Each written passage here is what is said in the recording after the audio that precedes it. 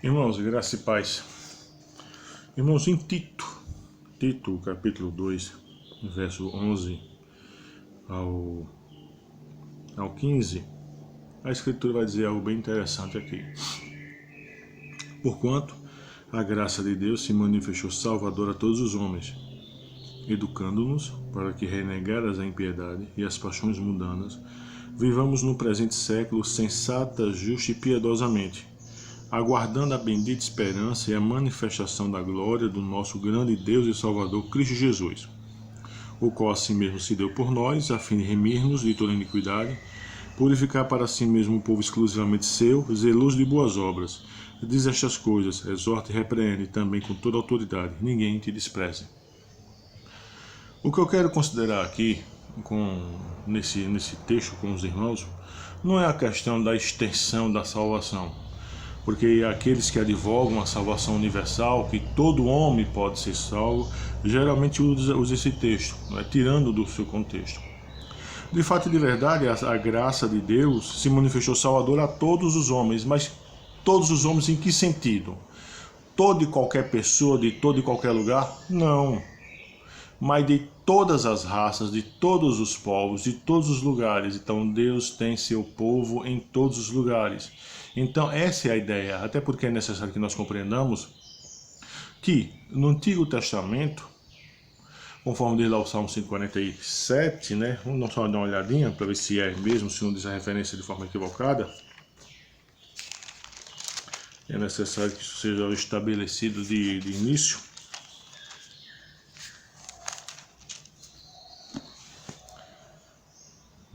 Salmo 147, 19 e 20. Olha o que diz a Escritura.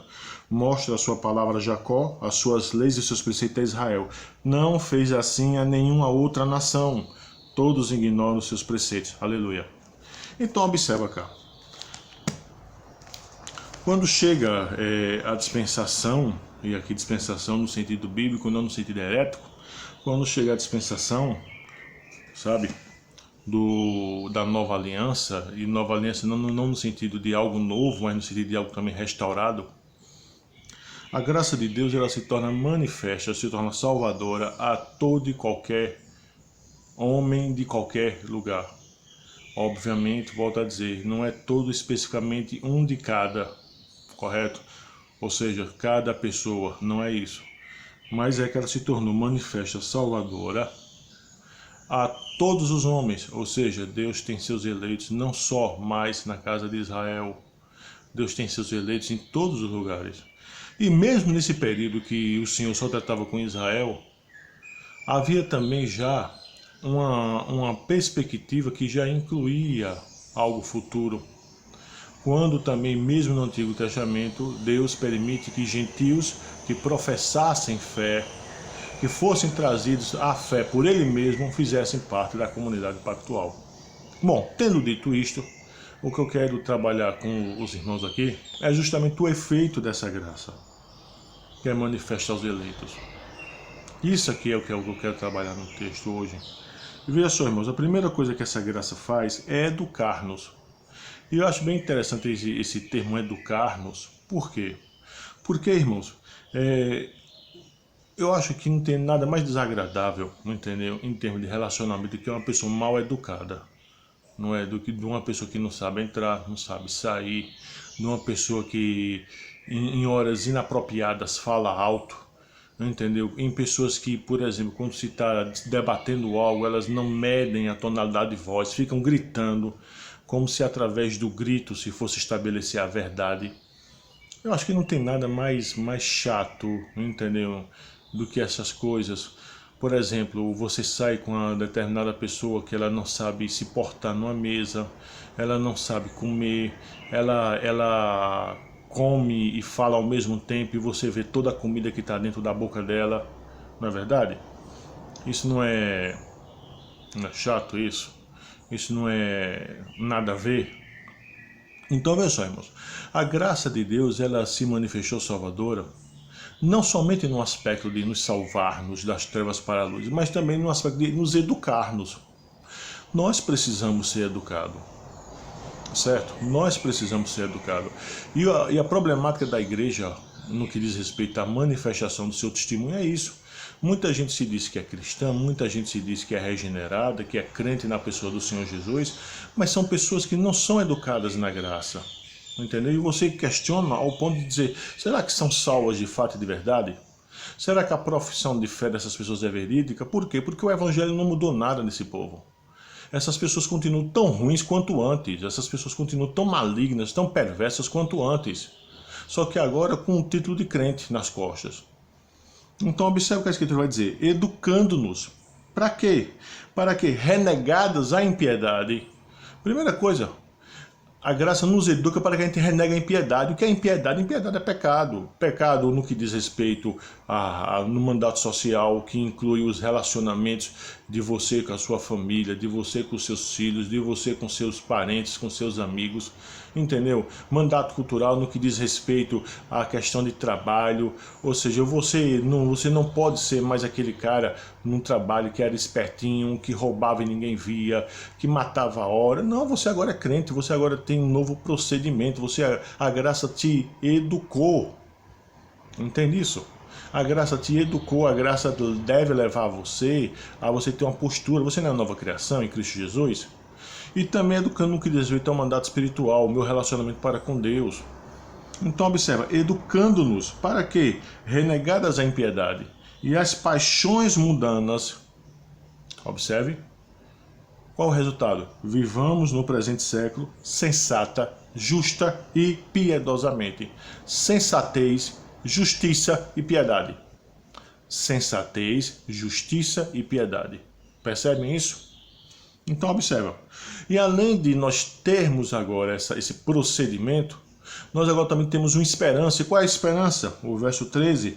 A bendita esperança, que é a manifestação da glória do nosso grande Deus e Salvador Cristo Jesus. Ou seja, o crente vive nesse mundo, vive de forma educada pela graça, renegando as impiedades, renegando as paixões mundanas, e ele vive nesse mundo de forma sensata, justa e piedosa. E ele tem uma esperança. Ele tem uma esperança. E a esperança dele é a manifestação do Senhor Jesus. Compreende isso? E observa que esse Senhor Jesus, o texto vai dizer, o qual a si mesmo se deu por nós. Só fazendo um link com aquilo que a gente começou trabalhando lá, que a graça de Deus se manifestou salvador a todos os homens. Você aqui observa de forma muito clara, certo? Que observa que essa graça, ela não é manifestada para cada pessoa de qualquer lugar, não, é manifestada para os eleitos. Veja o que diz aqui o verso 14, o qual Cristo Jesus a si mesmo se deu por quem? Pelo mundo ou pela igreja? Por nós, a fim de remir-nos de toda iniquidade e purificar para si mesmo o quê? Não é um mundo exclusivamente seu, é um povo exclusivamente seu. Um povo, é diferente de mundo. Povo. É diferente de mundo, entendeu? Um povo exclusivamente seu. E qual é a característica desse povo? Zeloso de boas obras. Zeloso de boas obras. E quais são essas obras? É um proceder sensato, um proceder justo e um proceder piedoso. Zeloso de boas obras. Compreende, santos de Deus? Zeloso de boas obras. Então, irmãos, veja só. Paulo, quando falou isso para Tito, melhor dizendo, Tito era tão pastor quanto Timóteo. Certo? E Paulo ordena que Timóteo ensinasse isso. Que Timóteo exorta, repreende também com toda autoridade, ninguém te despreza, ensinasse isso. Porque é necessário que a igreja compreenda que Cristo a salvou. É necessário que os eleitos que compõem a igreja de Cristo compreendam isso, que Cristo nos salvou. Não para que nós vivêssemos de forma alienada, fosse alienígenas nesse mundo. Não, irmãos. Não, de hipótese nenhuma. Mas para que nós dessemos testemunho. E o que é dar testemunho? É ser alienado? É ser alienado? É ser bitolado? É ser motivo de ridicularização? Motivo de meme na internet? É isso? Não, irmãos. De hipótese nenhuma. Observa. Nós somos regenerados para que nós vivêssemos o quê? Nesse presente século, de forma sensata, justa e piedosa. Sensata, justa e piedosa. Eu vou deixar uma tarefazinha de casa para vocês, meu irmão. Procure o que significa sensatez, justiça e piedade. Quando você tiver as definições, você saberá como você deve viver. Sensata, justa e piedosa. Você pode viver desse jeito? Posso.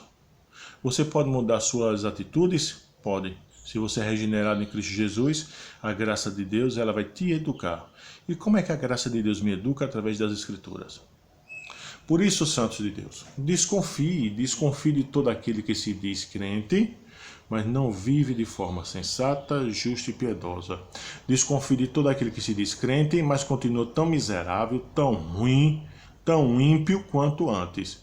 Só que agora é um ímpio, um miserável, um cabra ruim com a Bíblia debaixo da mão. É ímpio. Porque a graça de Deus, ela se manifesta educadora. Entendeu? Ela se manifesta de forma salvadora, deixa eu usar o termo correto aqui, só que ela faz algo por nós, ela nos educa, ela ensina a gente viver de forma justa, sensata e piedosa.